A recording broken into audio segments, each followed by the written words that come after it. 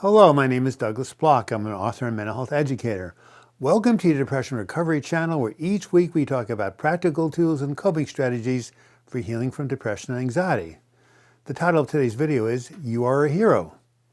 Before we get started, we have to tell our wonderful joke. And, scientists got together to study how alcohol affects a person's walk. The results were staggering.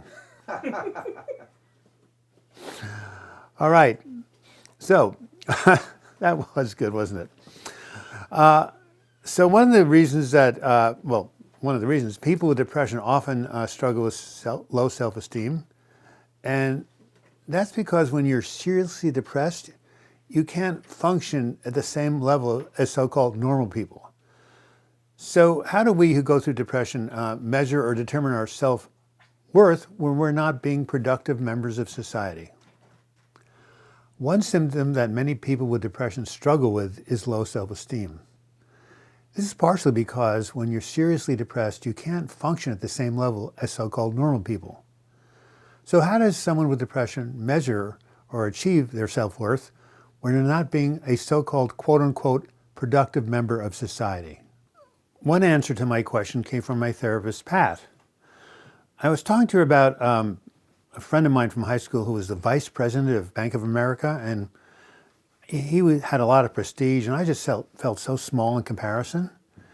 And she said to me, well, your friend may work on the 66th floor of an office building in Manhattan, but you have your work too, and that is to recover from this illness. That's a much harder job than being vice president of a bank. You see, given your level of pain, just managing to function is a task that takes great courage, great perseverance, great staying power. I'm sorry that nobody is giving you a financial reward for this, but that does not invalidate the important work that you're doing.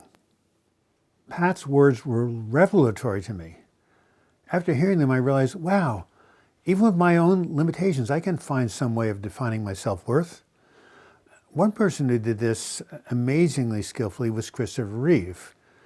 Those of you my age may remember that he attained great fame in the 70s for playing the title role of Superman, and he also starred in the next 3 sequels. Then on May 27th, 1995, tragedy struck. He was a horseback rider, but then he was in an equestrian competition. The horse threw him, he fell on his head, broke his neck, and was paralyzed from the shoulders down. The rest of his life, he was confined to using a wheelchair and being on a ventilator. Even with those horrible limitations, Reeve still managed to carve out a life for himself and attained fame and recognition for his work promoting spinal research. Shortly after the fall, someone asked Reeve, what's your definition of a hero? And this is what he said. When the first Superman movie came out, I was frequently asked, what is a hero? My answer was that a hero is someone who commits a courageous action without considering the consequences. A soldier who crawls out of the foxhole to drag an injured buddy to safety. I also met people who are slightly larger than life, Houdini and Lindbergh, John Wayne, JFK, and Joe DiMaggio. Now my answer is completely different. I think of a hero as an ordinary individual who finds the strength to persevere and to endure in spite of overwhelming obstacles. When I read this quote by Christopher Reeve, it changed my life. Instead of seeing myself as weak or incompetent, I reframed my battle against depression as a heroic struggle. And the same can be said of anyone who's had to deal with crippling anxiety and depression. When I observe people who spent their lives battling psychiatric illnesses, I don't see wimps. What I see are strong and courageous individuals who have the Herculean task of bearing and transforming intense pain. Now, I would like to see if you can reframe your life in the same way. When you look over yourself, do you see yourself as weak or defective, or do you see yourself as someone who is battling a heroic struggle? Why don't you take some time and think about this, and I'd like you to write down your thoughts. You can pause the video if you like. In looking over your life, I really hope that you can use Christopher Reeve's definition of a hero to define your life as someone who has the ability to persevere in their struggle in spite of overwhelming obstacles. You're not damaged. You're not defective. Many people in your situation might have already given up. The fact that you are still fighting the good fight speaks of your perseverance and in your commitment to your mental health recovery. And in this sense, you truly are a hero. This has been Douglas Bloch. Thank you so much for watching this video. It meant a lot to me. I've been dealing with this my whole life. I'm 73 now. I was 18. I was an honor student. I was supposed to go places. I guess I did go places. I have a YouTube channel, right? But anyway, you understand what I'm talking about.